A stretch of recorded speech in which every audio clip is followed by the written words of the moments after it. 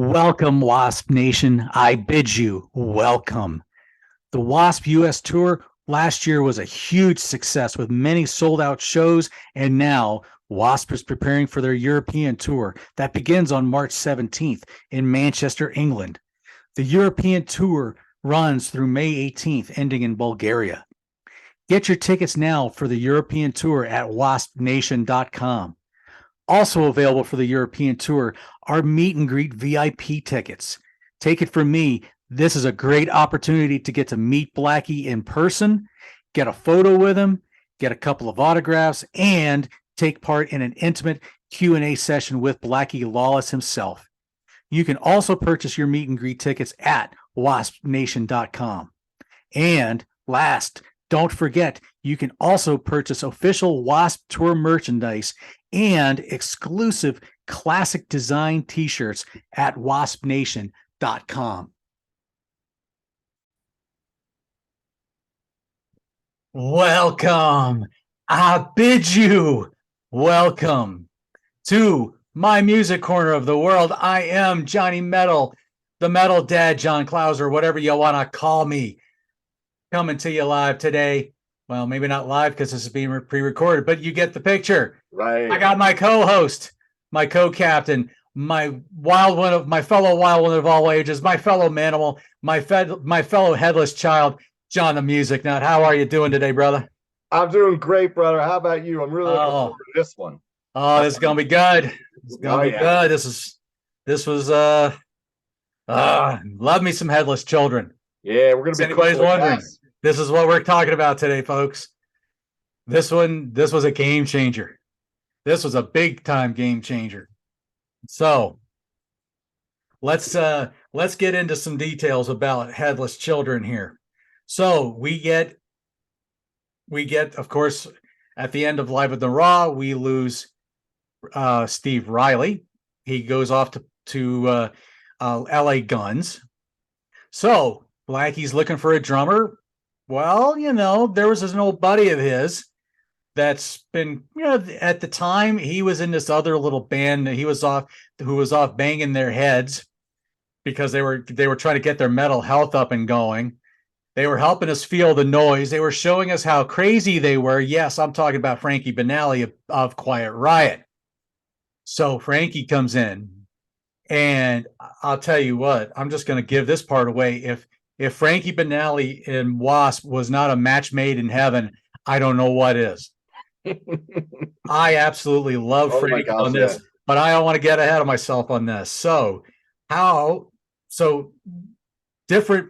We talked at the end about Chris Holmes and his little pool escapade from the decline of the Western civilization. So now Blackie's coming in at us from a totally different perspective. Gone are the lyrics of Animal or Love Machine or Sex Drive or Harder Faster. No, now we're talking some social issues, some political issues, and things of that nature. And whoa, doggy, oh boy. Didn't think we were going to get this out of Blackie Lawless, but we certainly did.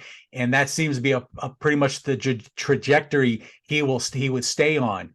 And that was, I think, a good call on his part. Now, how did this album do, you may ask? So, looking at the charts, Peter Kerr down in Australia, brother, this album only hit number 55 on the Kent Music Report. On the Austrian charts, there's another country added in here, peaked at number 19. So that was good. Canada, with my buddy Roger Serrers from the North and South Rock and Metal Connection, this one peaked at 76. Again, Finland, the place where I always want to be, peaks at 18. German, on the official top 100 charts, I don't know if I pronounced that right, peaked at number 22. My buddy Paul over in Norway, this one peaks at number 13. The Swiss album charts, this one peaks at 19. UK, this one breaks the top 10, goes to number 8. And here in the US, it peaks at number 48. but it also probably shows what was all in the market at the time. But we can probably get to that in a little bit too. Singles. There was 3 singles from this album. Mean Man was the first. Goes to number 11 on the Finnish singles chart. Pretty good, I think. UK singles chart. This gets to number 21. And that's as far as that goes. Real Me would be the second single. UK chart would go to 23, which kind of surprising since it's a cover of the Who song. And Forever Free, also in the UK singles charts, goes to 25. Obviously, does not even crack the top 100 here. Videos were made for The Real Me and Forever Free. Really don't remember. I think other than Headbangers Ball, it's probably about the most you would ever see those played. Certifications, it's certified silver in the UK. I think around the world, I think it does get to about 2 million or close to it. I don't know of any certifications in this here in the States. It does not show anything here, but let's get into this. Let's get into this like we've been doing track by track. John, the music nut, take it away, brother. Let's see what you got to think. And I got to ask you. I saw your CD. Which version do you have? The original. The original Capitol. Okay. Yes. All right. Take it away. All right. Thank you, John.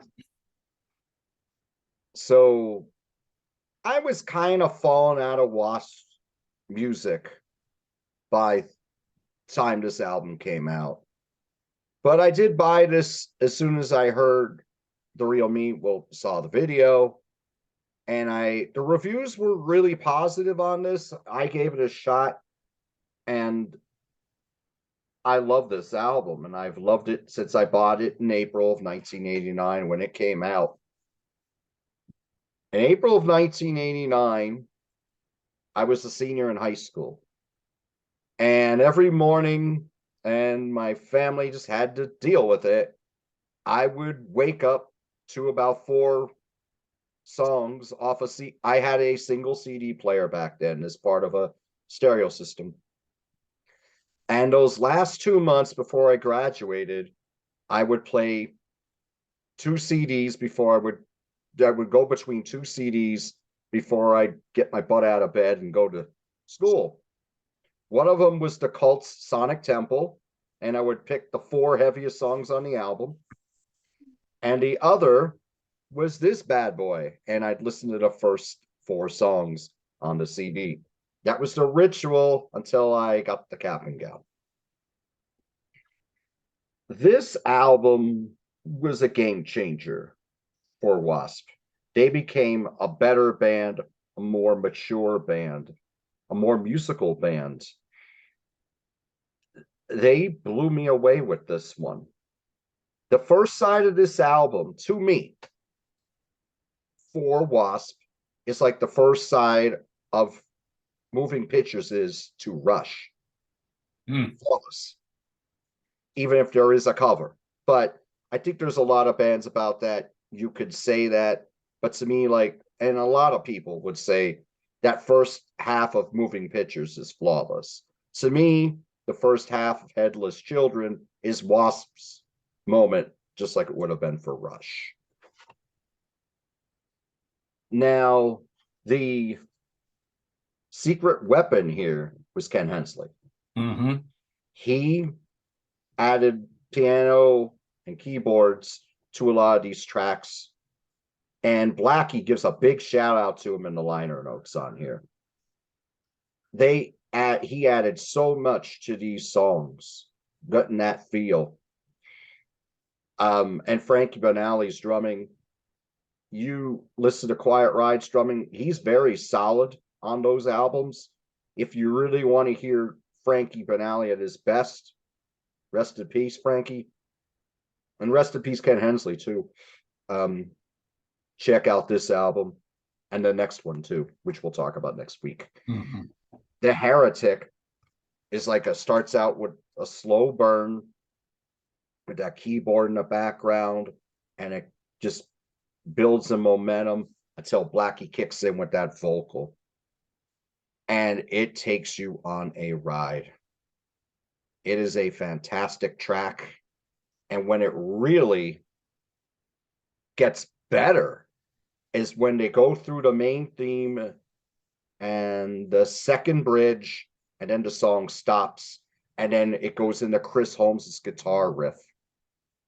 And then it builds, and Blackie starts screaming. And the performance is so magnificent on here. The song is so exciting. It's over 7 minutes. It doesn't feel 7 minutes. It feels 3.5 because it just takes you in. It is a fantastic opener. I like this as an opener more than I Want to Be Somebody. That's how much I love this song. Ooh, okay. Yeah, I do. Now, The Real Me was the single and the video, and this was written by Pete Townsend. This was originally on the Who's album Quadrophenia. I didn't hear Quadrophenia until after this album.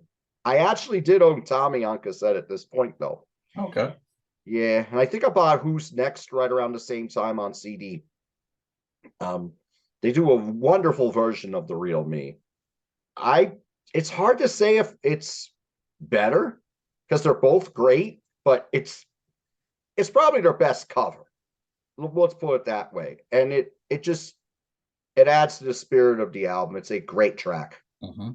Headless Children, the piano, actually the piano kicks in for the next track, but Headless Children starts out really slow and cerebral too.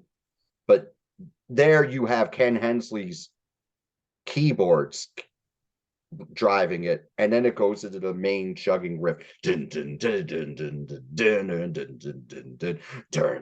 So lyrically, Blackie at his finest. The Headless Children, the screams that fill the nights. The Headless Children, the magic steals the lights. That's the chorus. After they go through the first two verses, Frankie Banali goes into a drum piece that just builds the momentum. They go into Chris's solo. Chris's playing on here is excellent. He plays so well. He plays all the lead on this album. Chris Holmes kicks ass on this album. It goes to its climactic end, and then it goes into Thunderhead. That's when the piano kicks in. And then the voices in the background, which is Blackie's voice recorded multiple times. And then it goes into that riff. This is a song about the power of addiction. And this is one of their finest hours. The backing vocals during the chorus, Blackie would revisit this many times. He found something here. You hear a lot of this on the Crimson Idol and future albums after this one. And he had a lot of musicians doing the backing vocals. But the gun to your head, the trigger you're dead, it's quicker and there ain't no doubt. What a lyric. The spoken part after the solo, Thunderhead, I am your master. And then he's talking. And in fact, Blackie's like, yes, will you lie? Will you steal? Will you cheat for me? Yes. And then it builds and builds as he keeps asking these questions. And then goes, I am your master. Yes, master. Oh, will you die for me? Yes, master. And then it ends with the hey, hey, hey, oh no, oh no. It's just, I'm sorry, I'm not a great singer, but That's okay. Just to give you an idea. And then it ends very abruptly. There's your side one. Side two, Mean Man. Now, despite the fact that the chorus is mean mother effing man, I could still get into this song. This is about Chris Holmes. Mm-hmm. Absolutely. This is about Chris Holmes, but it's a fun, driving song. I think the song this song is a killer to me. It's not, it's doesn't have the serious tones of anything on that first side, but it's a great track. Mag Dog 2020's King. I start drinking that stuff and I get obscene. That's another wonderful lyric, even though it's a lot less serious, but it's cool. Neutron Bomber talks about, it's more about the Cold War. The Neutron Bomber, he's referring to Ronald Reagan, our president in the States at that time. That's a very good song, lyrically and musically as well. Just one of the more political tracks. Festo Waltz is an acoustic solo. It's more of it's like a segue. It's very well done, and it goes right into the ballad, which is Forever Free. Forever Free is excellent.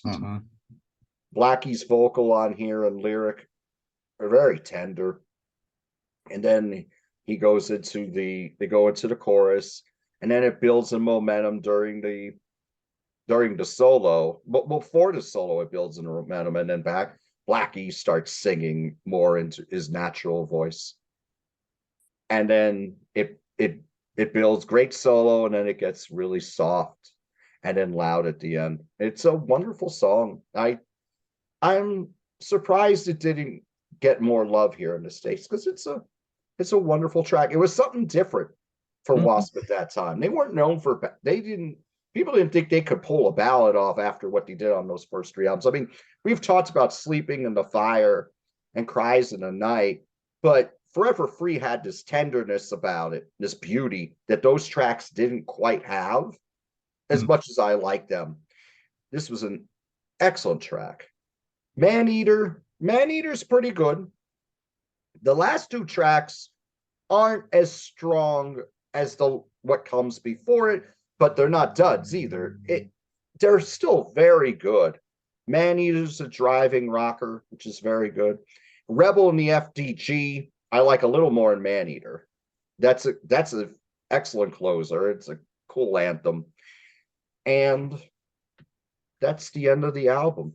Now, I'll tell you what, in doing my research for this album, I gotta pick up the 2 CD version, because I'm checking out some of these tracks, the originals in particular, For Whom the Bell Tolls, not to be confused with Metallica's version or Saxon's version. This is a very good track, very mid-tempo, but it would fit right in here on the Headless Children album originally. Lake of Fools is slower and more cerebral, and Chris Holmes' solo on here is excellent. Excellent. War Cry, heavier, more driving. Another great track. Any one of those, I think you could have put in for Maneater. As good as Maneater is, any one of those would have fit in on here, and probably would have made the album just a little bit stronger. And you also got a version of Jethro Tull's Locomotive Breath. They always do the cover, most of their covers. I think they've done very well. Actually, I'd say, yeah, they always do a pretty good job on their covers. I'm thinking of another band right now, sorry. But this is what happens when you do too many shows in a short amount of time. John, I know you know the feeling, because we're that's why I've had to go cut back a little bit. Right. I mean, that's the thing. I mean,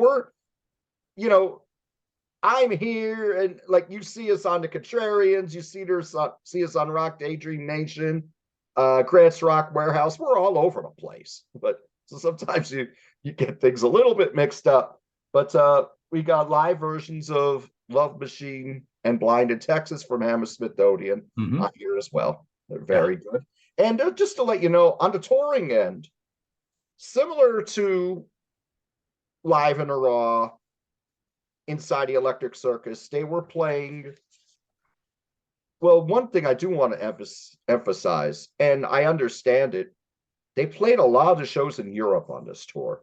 And in Europe, they were a bigger band. Let's be honest. I mean, you had 3 top 40 hits in the UK from this album. But they also played a lot of the same places as before. Well, they played Atlanta Civic Center. They played the Tower Theater, which is just outside of Philadelphia. They played the Jazz in Poughkeepsie, New York. They played the New Ritz in Brooklyn. They played Santa Monica Civic Auditorium, Riverside Theater in Milwaukee. There were a few mid-sized arenas in here too, like Fair Park Coliseum. They played again, like they had played on the previous tour as well. And they played the Boathouse in Norfolk, Virginia. So similar size, just like they did, but it was a shorter tour. And I think more shows in Europe than the United States at this time, and if you combine United States and Canada, Yeah. so more in Europe than North America. So, but as for this album, 9.5. Nice. Yeah, Nice. that's right. Yeah. Man, it to me, when I put this thing on and I hear the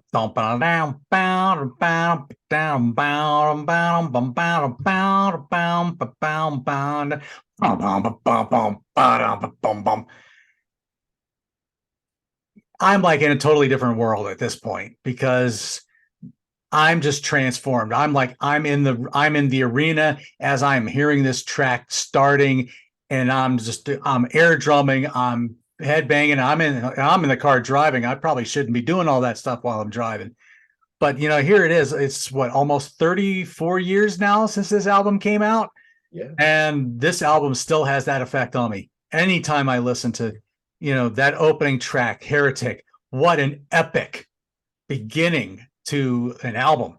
We weren't getting these epics from W.A.S.P like this before.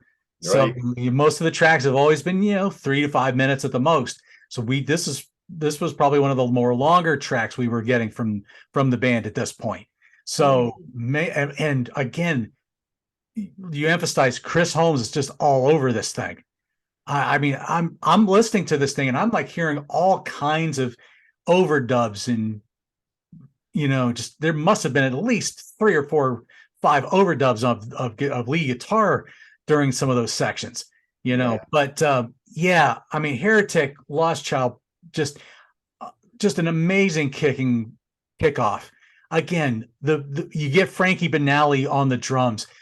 That was just an absolute match made in heaven for me because it was perfect, because it brings that crisp intensity that she had from the first album, and it matched what was Blackie was transforming with the other 2 albums, and it just amplified it that much more. So I was like, yes, this was the one I was waiting for. So great track to start off with. Real Me. I was a fan of The Who, a very casual fan of The Who. So I'd never, to this day, I don't think I've ever listened through Quadrophenia. Maybe a track here or there, but that's about it. But for the most part, yeah, I know a lot of hits, but that's about the extent of it. When I heard The Who's version, I will confess, I think I definitely like W.A.S.P's version better. Okay. But I think as I've gotten older, for some weird reason, I like to kind of skip this one.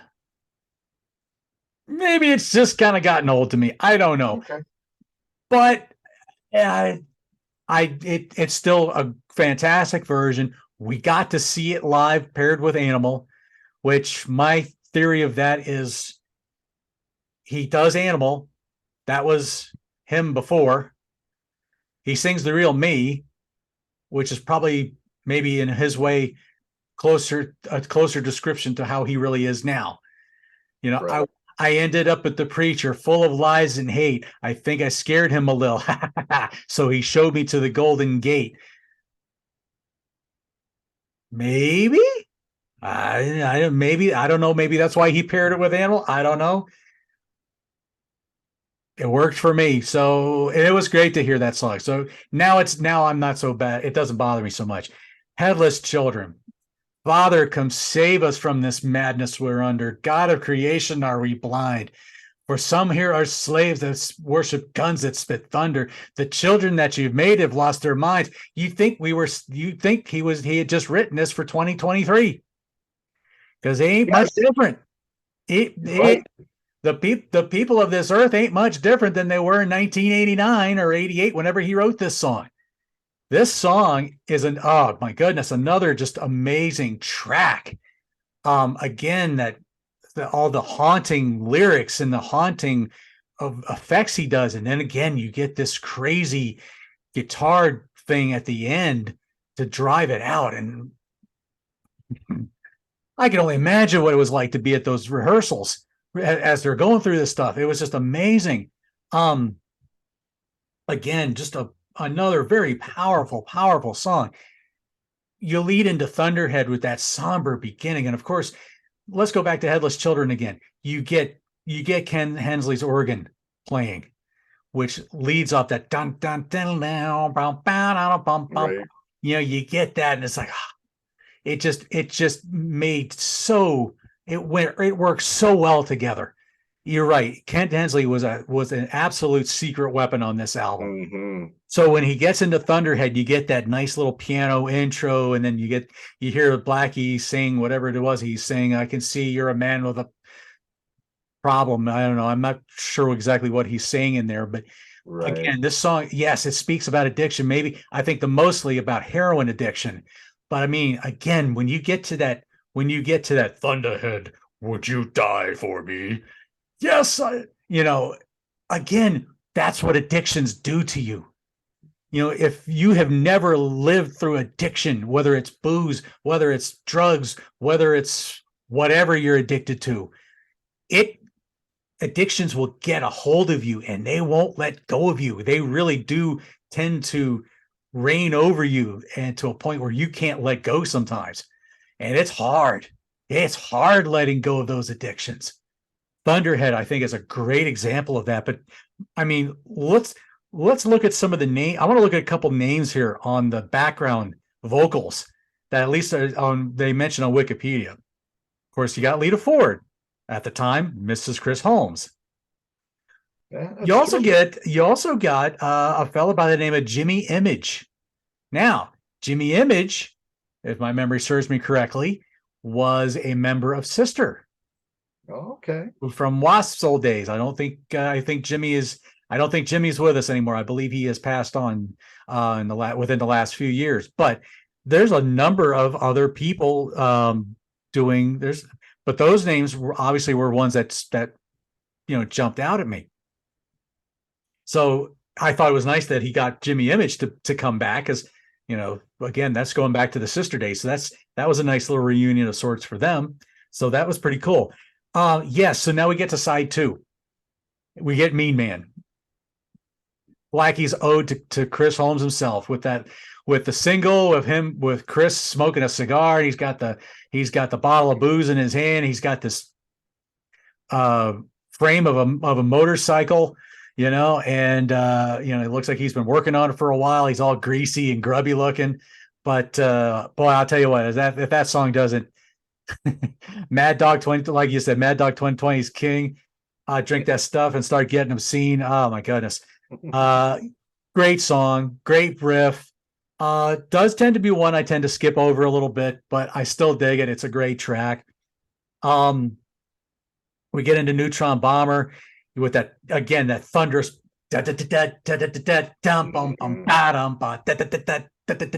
man. Everybody was so in sync with all of that. It was just I loved where the sound was going with Blackie and the band.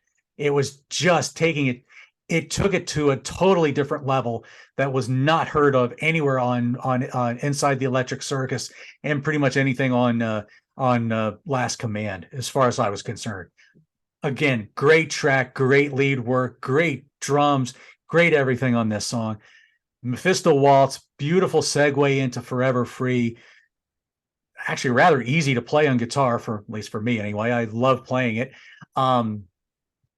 But again, you get this tender ballad, like you were saying with Forever Free. You had Sleeping in the Fire, you had Cries in the Night. You even had Mantronic, if you really want to call that a ballad, or I'm not even sure which would be the ballad on Inside the Electric Circus. But this was that tenderness. This was kind of, I think, as Wikipedia they said it was kind of an homage to Freebird a little bit. So that was okay. I get that. But again, I Ride the Wind, Forever Free. I mean, just Blackie's vocals just, oh, it just sent chills. It just sent chills down my spine. But the big one that sent the chills down my spine was the woo, that haunting, and it's a much higher register than what I was doing because I don't want to scare my viewers off, or our viewers off here. But that beautiful, and that beautiful exit, a beautiful outro with Ken Hensley on the organ.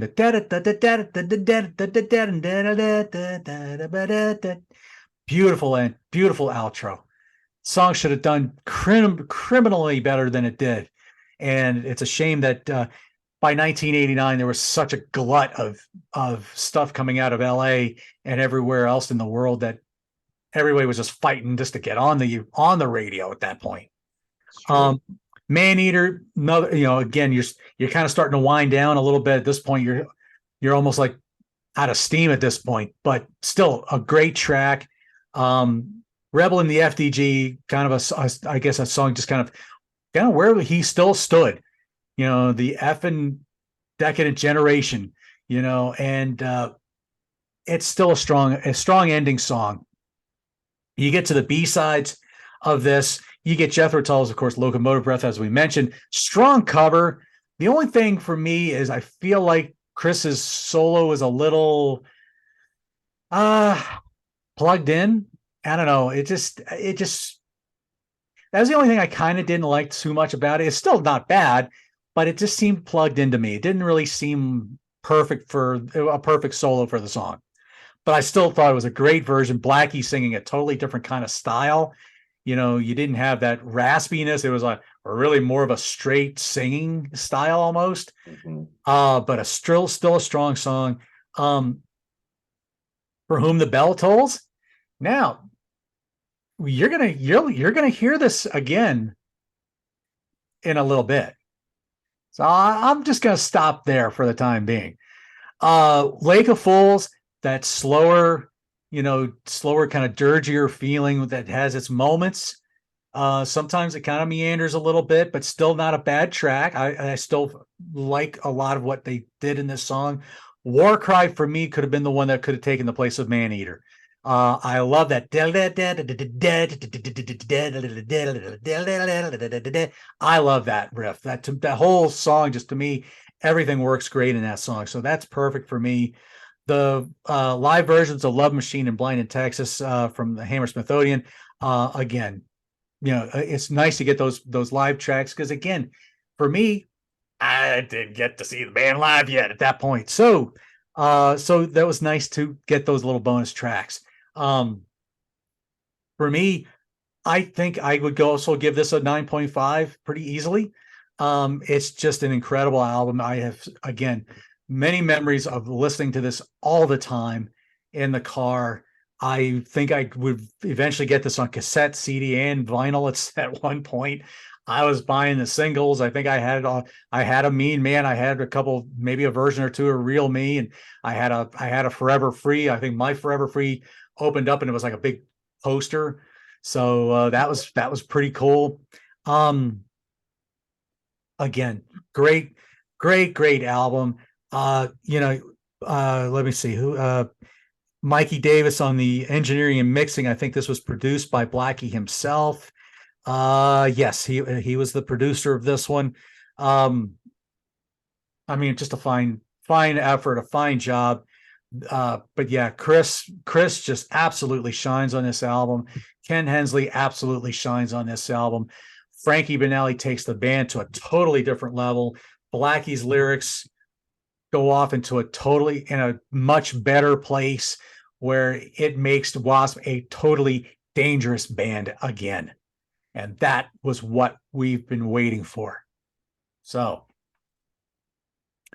I have talked myself dry. So John the music, take it if you got some extra thoughts you want to throw out there. Yeah, thank you, John. Very well put. Let's talk about this cover. Ooh. Cover too.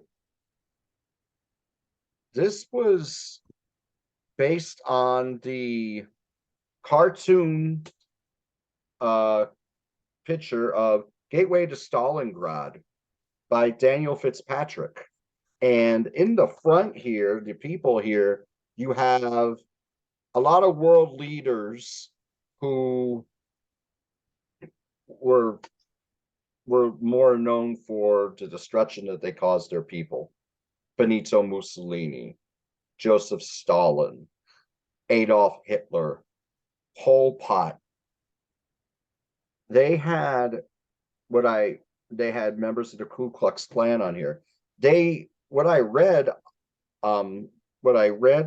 online was Ayatollah Khomeini was on here, and I'm trying to see because I have the original here, and it's hard to really. Oh yeah, there he is. Yeah, he's still on this reissue too. Okay, he's still on the reissue. Looks like it, right? Kind of like Yeah, they're that's next him. to next to Idi Amin there. Idi Amin, yeah, there it is. Yeah. And on later versions, what I've read is that they took Khomeini off there and they put in more Klansmen.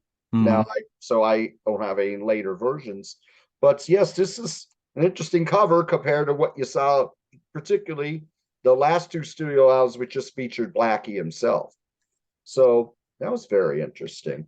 But on the tour that wasn't a very long tour, but most of it was in Europe. They performed 7 songs from this album on the tour, and they were the great first half of The Heretic, Lost Child, The Real Me, The Headless Children, Thunderhead, Mean Man, The Neutron Bomber, and Forever Free, that's the heart of the album right there. Absolutely. So that's pretty much all I could add. I mean, this is an album I've always loved. And I loved where they went into a different direction here. I mean, this was a game, like I said, this was a game changer because up until then it was like, oh, they're the band who sing about sex and animal and throw raw meat out into the crowd. And I know a lot of people still feel that way about them. If you give this album a chance, you'll be really, if that's all you know about them, you'll really be surprised if you listen to this. This is a aggressive, intelligent,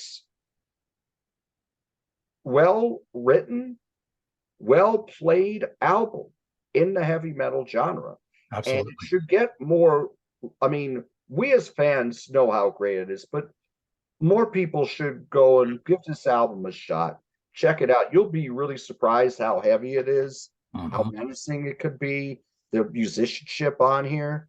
I mean, this album just really, really works. It's one of their best albums, like unanimously. I mean, I've never seen anyone who's really taken a stab at this album. I mean, everyone really likes and respect those who know this album really like it and respect it.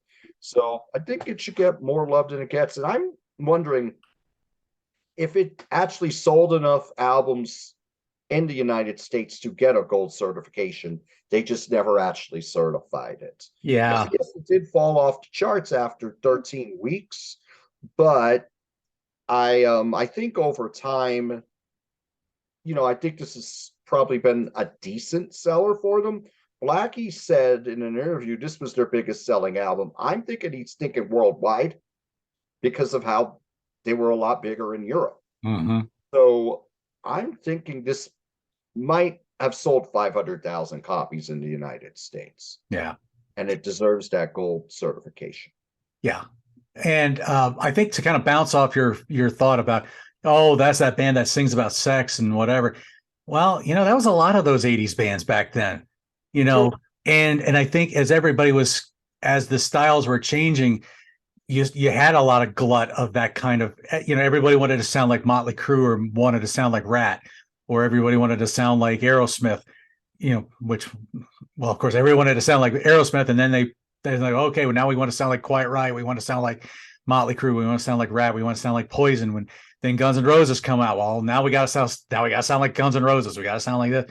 Everybody was it just kept growing and growing and just got more and more glutted to where nobody, if the label wasn't going to push you, which I'm going to guess Capitol wasn't pushing them at this point, you Right. know, that's probably one thing it did not do too well. But I we didn't I failed to talk about our good friend Martin Popoff the last couple of times. And I want to just kind of read a couple of quotes from his from his collector's guide to heavy metal, the 80s. And he ranked this a 7. Let's see. One of the quotes he calls this, call this the W.A.S.P record for those who don't like W.A.S.P, hollow, damp, and alone, integrity discovered, humanity revealed. So that was one quote of it. This is the band's biggest seller thus far, clocking in at over 2 million pancakes worldwide. That's Martin's quote, with others skirting that 1.8 million zone. So um, after maybe, I don't know what Crimson Isle would do sales wise, but I'm pretty sure after that, most of everything else that W.A.S.P would do is not going to get anywhere close to gold status, Yes. unfortunately. But one other thing I think I want to I don't think Martin was quite the fan of of Benally's drumming for this album. I think it made it almost a little too much for him after a while. But he did like having Ken Hensley's heapy kind of fills in there. But it's okay, Martin. We love you anyway. So We do. we think because it's because of what Martin and the Contrarians and what he did on Theatrical Curly is why we do what we're doing here right now. So And that's why what we met inspired each other. us. And it's how we met each other. That's also the good Yep. thing. But um, but yeah, so it wasn't, so maybe it was a little bit better received.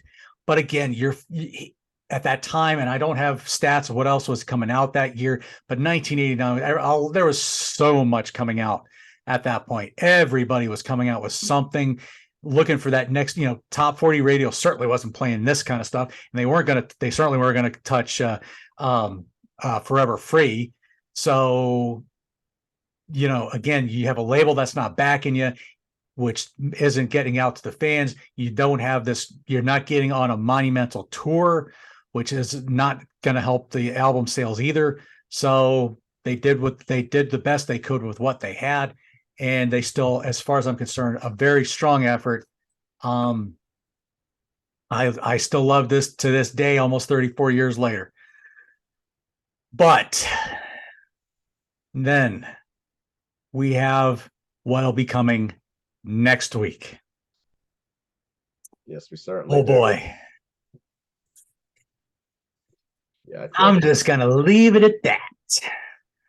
John, the Music Nut, have you got any last parting words? Anything you want to plug? Anything you want to throw out there? Just one more thing I'd like to say about this album. You pull out the CD, there's a picture on the back. You want to see this is a new serious W.A.S.P. Look how serious they look on here. That's Chris Holmes Yep. on the left, Blackie in the middle, and Johnny Rod. Johnny Rod, this was his last work as a bass player for W.A.S.P. And he does a very good job on here. He certainly does a very good job on The Real Me. I mean, The Real Me is a very busy line in the bass by John Entwistle. John Entwistle is one of the finest bass players we ever had. And Johnny Rod really holds his own on that track. But yeah, just look at here. You don't see the makeup. They're in this for the long haul at this point. They're a more serious band, a more thought-provoking band at this point. And I mean, I'm glad that they went into this direction. Just this was the album that really, the fact that I'm listening to this 33 years late, now close to 34 years later, says a lot. Because I mean, I listen to a lot of different music. I don't go back to metal too much. I don't go back to the music from the 80s as like I mean, I didn't just listen to what I listened to in my youth, but this album, as our friend David Boltis would say, it has teeth. Yes. There's a lot to offer on here, musically, lyrically, creatively. It's a wonderful listen. And, going back to the cover, Mhm. who's anybody missing on this cover?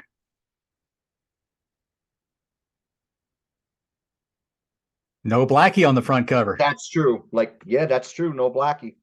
So he's, he realizes, hey, okay, that has to stop, because after this, you don't see him on the front cover so much anymore, or any That's band true. member for that matter. That's true. Um, one last story that I heard from somebody who posted on the Q&As, which again, for all of you people who posted from the Q&As at your shows, thank you. Gold. Someone asked him about The Real Me and why they covered that song.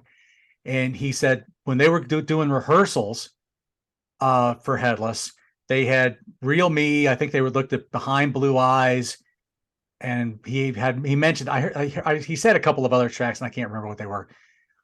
He was the last person to walk into the rehearsal studio, and the guys were already hashing out The Real Me. So you already had Ken Hensley, Johnny, Chris, and Frankie bashing out The Real Me, and he's like,